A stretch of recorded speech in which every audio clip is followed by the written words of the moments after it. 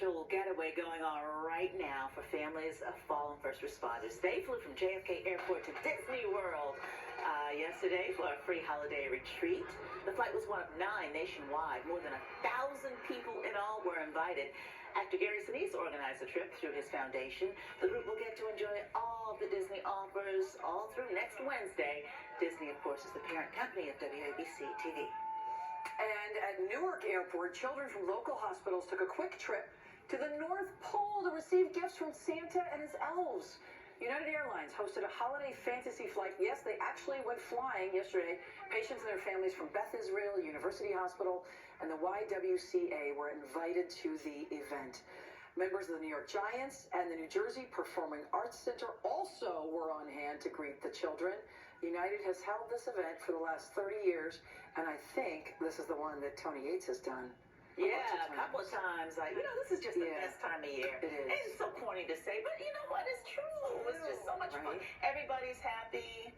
Right. Everybody's happy. You get to see the little kids, and it's cool. So you go up in the air, fly around, come back down. Come back down, have a party. Have a party. What could go wrong? It's fantastic. I know, isn't that fun? Yeah. I know. Great. That's good. Okay, got to talk about the weather. Today Yeah, bad. It's going to turn into a mess. Right now, it's still calm and comfortable out there, but give it a few hours and things are going to get active on the radar. An AccuWeather alert in effect. Right now, 57 degrees, cloudy, but it's still quiet out there. A calm wind, not much activity on the radar. Temperature right now, 40s and 50s across the tri-state, well above the seasonal average. Or average high today, 46. We'll top out close to 60, but that is secondary to what's coming in terms of the storm activity. Right now, you're starting to see some life on radar, some light sprinkles, but this is what's moving in as we head into this afternoon and evening, associated with the same storm system that brought deadly tornadoes to parts of Tennessee yesterday. By the time it gets here, we don't necessarily expect severe weather. No tornadoes in the forecast, but thunderstorm threat, that is in the forecast. So some rumbles of thunder possible as we move into tonight as well. So we'll start with the alerts. A flood watch in effect across the tri-state area. No surprise given the forecast of 2 to 4 inches of rainfall. For Suffolk County, a high wind warning tonight with gusts up to 60. For Brooklyn, for Queens, for Nassau County, down the Jersey Shore and coastal Connecticut, a wind advisory with gusts up to 50 miles per hour. And then we even got some snow in the forecast. For Ulster County, at least parts of it, there's a winter storm warning and then a winter weather advisory for Sullivan. We could have several inches of snowfall before this storm system exits tomorrow morning. This is what you need to see, the timing. As we move toward midday, we're starting to see those scattered showers. Scattered rain becomes more widespread by late afternoon, early evening. Could be a lull at times right before dinner time, and then the main event arrives from west to east after about 7 or 8 o'clock. This cold front, this line of heavy downpours and gusty wind tracks across the tri-state. It means the worst of it is east of us ahead of that morning commute tomorrow, but what fell overnight could still complicate travel even first thing.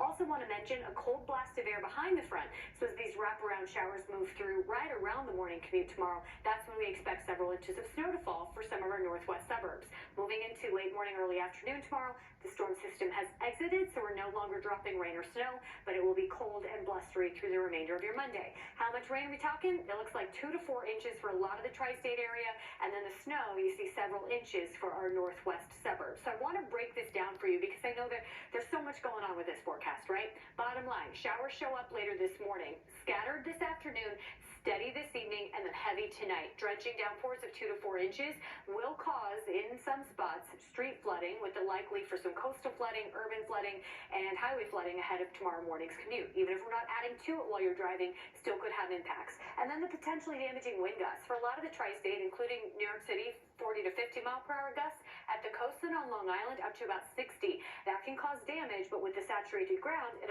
also can topple trees, which can lead to power outages. And then, yes, some wraparound snow for our northwest suburbs, and then that storm system exits right around the morning commute tomorrow. So I know it's been calm so far, but it won't be the case later this afternoon. You see those rain chances increase, and then once they're here, they settle in. And that forecast high of 60, it's almost 15 above the seasonal average, but we're spending no time on how warm it is because of how active the radar is about to be. So rain becomes steady today, gusty wind increases. The main event is tonight as the AccuWeather alert continues. gusty wind, heavy rain, flooding possible with the potential for wind damage. That takes us into daybreak tomorrow. The storm exits early, but still could have impacts for the morning commute given what fell overnight.